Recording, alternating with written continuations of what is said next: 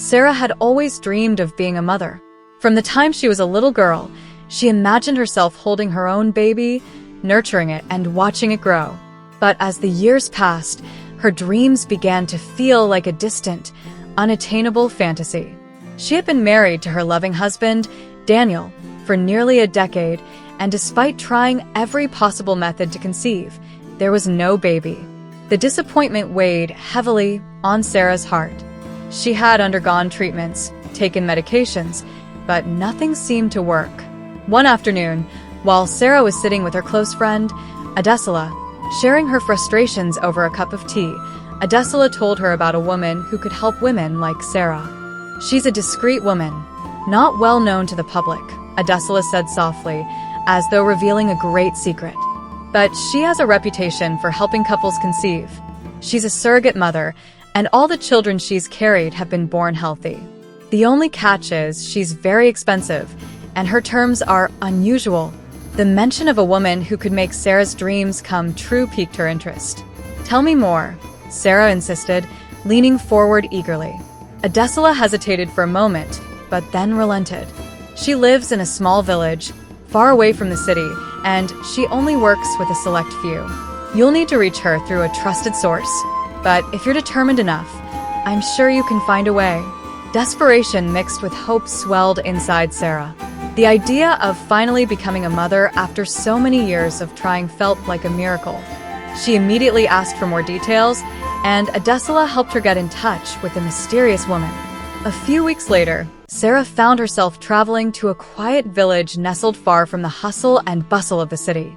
The roads were winding and unfamiliar, and the houses were small, surrounded by lush green fields. There, Sarah met the woman who would change her life forever. The surrogate mother, known simply as Ayatund, was an older woman with kind eyes and a mysterious aura. She greeted Sarah with a calm demeanor, and after a few moments of polite conversation, they began to discuss the terms of their agreement. Ayatund was blunt in her manner, outlining the rules that Sarah would have to follow. "First," Ayatund said, "you may only visit me 3 times during the pregnancy, once every trimester. You will not see the baby until after the delivery." Sarah nodded, listening intently. "Second, you will have no say in my lifestyle during the pregnancy. I will take care of the child as I see fit. Your only role is to provide the egg and the sperm," Ayatund continued. "I will carry the child to full term. I will not be using any medical practitioners of any sort, and I will not be going to any hospital." Sarah's heart raced. The terms were strange, but she was willing to do anything to have a child. "And what else?" she asked. Ayatund looked her in the eye. "Lastly, once the child is born, you will leave and never return to this village. You will never tell anyone that I helped you. Our agreement ends the moment you take the child." Sarah, though confused by the secrecy of it all, agreed to these terms without hesitation. She could barely believe that she was finally going to be a mother. She left the village feeling a mixture of excitement and apprehension, knowing that her life was about to change forever. A few weeks later, Sarah and Daniel returned to the village. Ayatund performed the necessary procedures to ensure Sarah's egg and Daniel's sperm were used. Sarah didn't question how it was done, trusting that Ayatund knew what she was doing. She wore a fake pregnancy for the next 9 months, convincing those around her that she was carrying the child, while Ayatund quietly carried the baby to term. The day of delivery came, and Sarah anxiously waited outside the room. Ayatund insisted on being alone in the room and delivering the baby alone without any help. After a few hours of waiting, Ayatund walked out of the room with a baby girl and handed the child over to Sarah and Daniel with no ceremony and asked them to leave. Sarah and Daniel named her Ayuwadamila, meaning God has blessed me with wealth. Dami, as they affectionately called her, grew up surrounded by love and care. Sarah doted on her, and Daniel cherished every moment with his daughter. Few years later, when Dami was 4, her father Daniel passed away, leaving only Sarah and Dami to cater to each other. But as Dami grew older, strange things began to happen. When Dami turned 18, she started having vivid dreams. In these dreams, she was always with a twin sister, someone she had never met. The dreams were so real that Dami woke up feeling unsettled, as though she had lost something important. She approached her mother, asking her about the dreams. Sarah, unable to offer any answers, simply shrugged it off. "It's just a dream, sweetheart. Don't let it bother you," she said with a smile that didn't quite reach her eyes. But the dreams didn't stop. In fact, they grew more intense, and Dammy's unease grew with each passing day. Then, when Dammy was 19, Sarah fell gravely ill. It was a sudden and unexpected sickness, and despite the best efforts of doctors, it quickly became apparent that Sarah didn't have much time left. As Dammy sat by her mother's bedside, Sarah, in a rare moment of weakness, finally spoke the truth. "Dammy, there's something I need to tell you," Sarah whispered, her voice weak but steady. "You were born through a surrogate, a woman who helped me have you."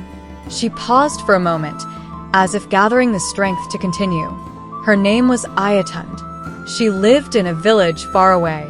"The woman who carried you, I fear she's part of something much bigger than we ever realized."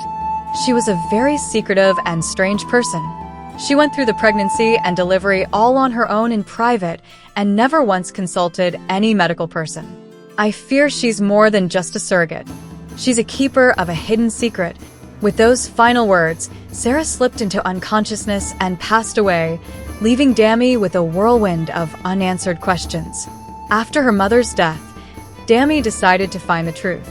She journeyed to the village where she was told she was born, determined to meet Ayatund and learn more about her.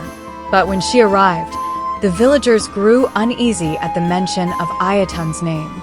Everyone she asked seemed to avoid her gaze or walk away hurriedly. It was as though the very mention of Ayatund brought an air of fear. Confused and frustrated, Dammy sat by the river, trying to make sense of everything. That's when she met Temalola, or Temi, as she preferred to be called. Temi, a young girl about Dammy's age, approached her with a friendly smile. She had dark eyes that held a deep, knowing wisdom, and she struck up a conversation with Dammy. Dammy didn't notice that they had a similarity between both of them at first, but she just found herself being particularly drawn to her. The two girls quickly bonded, realizing they had much in common. Temi revealed that she was an orphan, raised by her grandmother, who lived near the river. The two girls spent many afternoons together, talking about their lives, their dreams, and their hopes. However, Dammy noticed that Temi didn't like to associate herself with other people from her village. She was always on her own. One day, after spending time with Dammy, Temi invited her to her grandmother's house by the water. When Temi's grandmother saw Dammy, she froze, her face going pale. "Who are you?" she demanded, her voice trembling. Dammy, feeling a sense of dread creeping up her spine, explained that she was just a friend of Temi from a far community. After settling in and getting comfortable, Dammy further explained to the grandma that she was searching for the woman who had been her surrogate mother, Ayatund. "I was born through her," Dammy said quietly. "I need to know about her. I need to know about her, and if it's somehow connected to the dreams I was having." The grandmother's expression turned from shock to sorrow. She motioned for the girls to sit down, and with a heavy heart, she began to speak. "Dammy, Temi, I now have confirmed for sure from what you've just told me, Dammy. Temi, Dammy, it seems you both are part of a very old and sacred tradition." She began her narration. "There is a very old and powerful lineage of mermaids in this community, and these mermaids could shift from both human form to mermaid form, meaning that they could survive on both land and water, and once every couple of years, a lady from this lineage would discover a very special gift within herself. Ayatund was from this lineage. She found out that she wasn't just a surrogate. She had a spiritual gift, a gift that allowed her to carry children for humans who couldn't conceive without any medical aid, and it was always successful. But 19 years ago, something happened that changed everything. Ayatund met these parents that needed a child, and she carried out her part and got pregnant for them. On the day of the delivery, Ayatund found out she was carrying twins. That was the first time it happened in all her years of being a surrogate mother, and not just that they were twins. One of them came out a mermaid, and the other was human. Dammy and Temi gasped in awe of what she was saying. Ayatund was frightened and didn't know what to do with a mermaid baby, because the knowledge about her being a mermaid was not known by anyone who wasn't family, and it was a secret. This had never happened before, as all the children she carried were only supposed to have the genes and DNA of the parents, but having a mermaid baby meant that that baby was in some way related to her. She didn't know what to do, and didn't have much time to deliberate it, so impulsively, she kept the mermaid baby and gave the human baby to the parents. She called the mermaid baby Temmie and started raising the child as her own. Dammy's world spun as she processed the shocking revelation. What? Is that how Temmie stutters, not being able to finish her statement. The grandmother sighed and continued. The gods of the sea, mermaid goddesses, were seriously angry with Ayatun because keeping the child was a deceptive act. They insisted that the baby didn't belong to her, and she kept the baby, meaning that she had indirectly stolen the couple's baby, and they seriously frowned upon it. It was an abomination, and Ayatun had to pay. They told Ayatun that the baby coming out as a mermaid was an unusual thing, and for the baby to go on living, she had to sacrifice herself for the life of the baby to be spared. She willingly gave her life without hesitation because she had fallen in love with her baby and was going to do anything for her safety. That is why I'm raising Temmie now. Dammie looked at both of them confused. Wait, I'm a little confused. Temmie, are you? She asks without finishing the sentence, and Temmie looks down embarrassingly, avoiding Dammie's gaze. It's something my grandma told me not to tell anyone about. I was going to tell you, but I wanted you to meet my grandma first, so she'll know that you're not a threat. But I had no idea the story was this deep. Dammie, you are the human baby that was given away that day. You two are twin sisters, born of different worlds, the grandma said. Dammie sat in stunned silence as the enormity of the truth settled over her.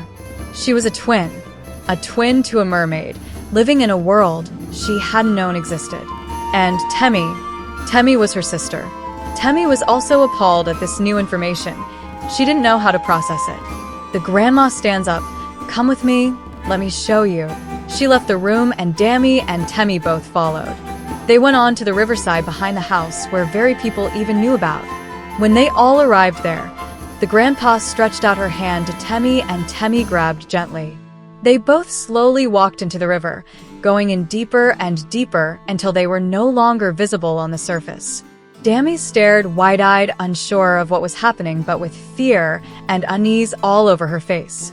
In a matter of seconds, the river started swirling, and almost immediately, the grandma and Temmie reappeared at the surface, their hair much longer, richer, their face void of any pimple or wrinkles, and their upper bodies only covered with seashells.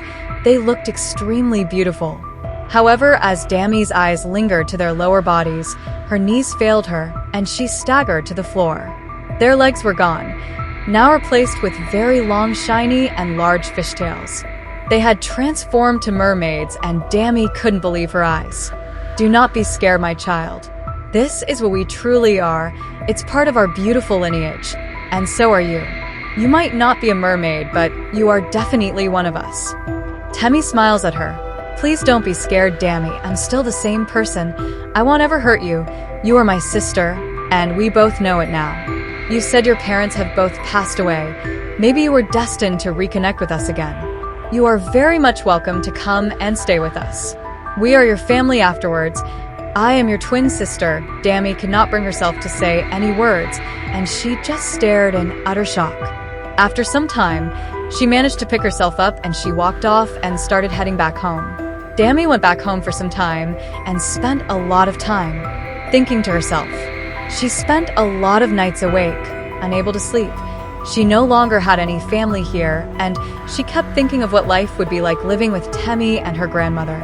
After a long period of processing everything, Dammie decided to move with Temmie and her grandmother, as she had lost her parents and was just 19 years old. The bond between the two girls deepened as they spent more time together, and they grew to understand each other in ways that words couldn't explain.